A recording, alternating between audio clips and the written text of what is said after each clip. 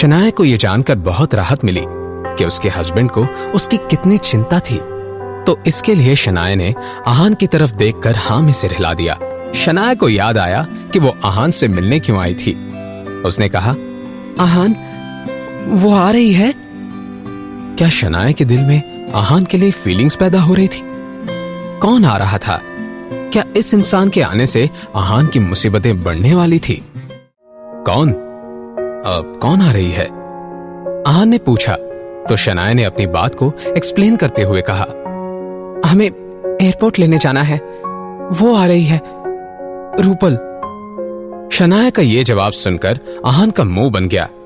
एक ही वक्त पर उसकी आंखों में घबराहट और इरिटेशन एक साथ नजर आ रहे थे। उसने शनाया से सवाल करते हुए कहा, वो अजीब लड़की, क्या वो वापस आ गई है? लेकिन वो क्यों आ रही है? आहान के ऐसे वियर्ड रिएक्शन के बाद शनाया ने उससे कहा, अरे ये तुम क्या कह रहे हो? अजीब लड़की? वो मेरी बेस्ट फ्रेंड है और 3 सालों के बाद वापस आ रही है। चलो अब जल्दी से रेडी हो जाओ, देर मत करो, मैं उससे मिलने के लिए बहुत एक्साइटेड हूं। इस बड़े से शिमला शहर में अगर आहान रायजादा किसी से डरता था तो मिसेस यामिनी गिल के बाद वो रूपल गुप्ता थी। रूपल शनाया की बचपन की और इकलौती दोस्त थी। 3 साल पहले शनाया की मॉम के साथ उसने भी आहान और शनाया की शादी के लिए अपना अपोज बिना डरे दिखाया था। वो तो आहान की जान तब छूटी जब शादी के 1 महीने के बाद ही रूपल पढ़ने के लिए लंदन चली गई। आहान ने अपने बाल बनाते हुए मन ही मन में कहा, कई दिनों से मैं कितना खुश था। मैं तो चाहता था कि वो अजीब लड़की कभी वापस ही ना आए। कुछ देर बाद आहान और शनाया टैक्सी से एयरपोर्ट पहुंचे।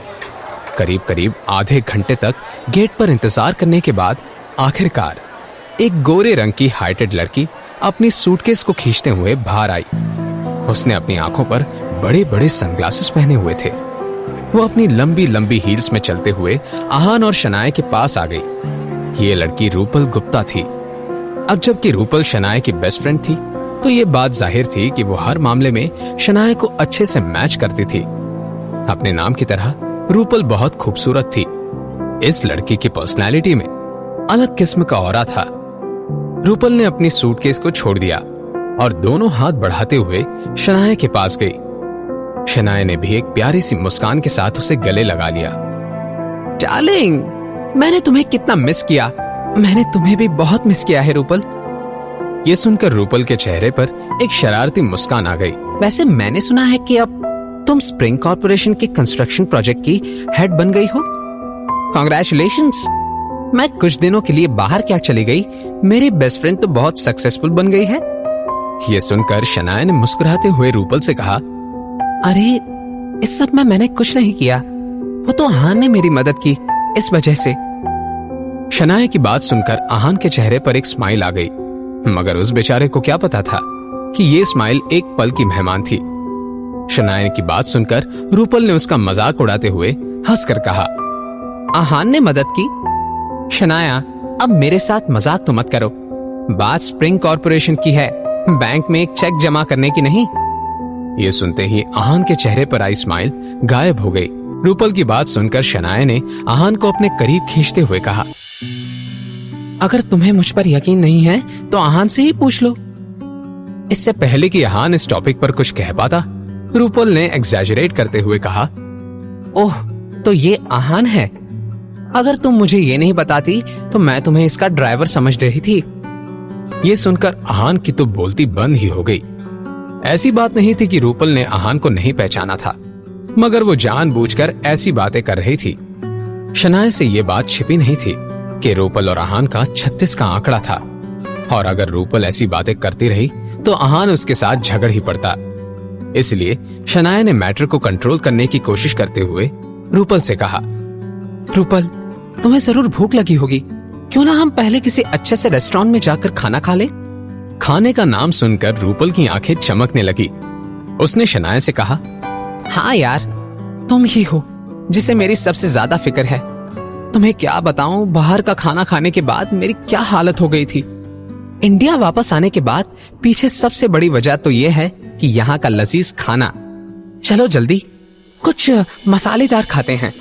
आहान को अपने पीछे आते हुए देखकर रूपल ने जानबूझकर तेज चलना शुरू कर दिया। शनाया, अब जब तुम आहान को पसंद नहीं करती हो तो तुम्हें उसे जितना जल्दी हो सके उतना जल्दी छोड़ देना चाहिए। मैं तुम्हें कुछ अच्छे और खानदानी लड़कों से मिलाती हूँ। उनमें से कुछ लड़कों ने अपनी नई कंपनी शुरू की है तो कुछ अपना फैमिली बिजनेस चला रहे हैं। मैं तुम्हें दावे के साथ बता सकती हूँ कि उनमें से हर कोई उस आहान से 100 गुना बेहतर है। रूपल की कंटिन्यूअस बकबक के सुनने के बाद शनाया अपने ख्यालों से बाहर आ गई। जब उसे रूपल की बातें समझ में आई, शनाया का मुंह बन गया। अब शनाया का सब्र खत्म हो गया और उसने रूपल के मुंह पर अपना हाथ रखते हुए कहा, रूपल जरा चुप करो और मेरी बात सुनो। ये क्या बकवास कर रही हो तुम? मैं आहान को नहीं छोड़ने वाली, एटलीस्ट तब तक नहीं जब तक वो मुझे छोड़ नहीं देता। ओके, समझ गई? शनाया ने अपनी बात को सीरियस अंदाज में कहा था। यह कहकर शनाया आगे बढ़ने लगी। उसने आहान के बारे में सोचते हुए रूपल से कहा, आहान में कई सारी कमियां होंगी। सबकी नजरों में आहान मेरे साथ खड़े रहने के लायक नहीं है, लेकिन मेरे लिए वो इस दुनिया में सबसे कमाल का लड़का है। और अगर डिजर्व करने की बात है तो मैं ही आहान को डिजर्व नहीं करती। जैसे ही शनाया की बात खत्म हुई, उसने एक जानी मानी आवाज में अपना नाम सुना।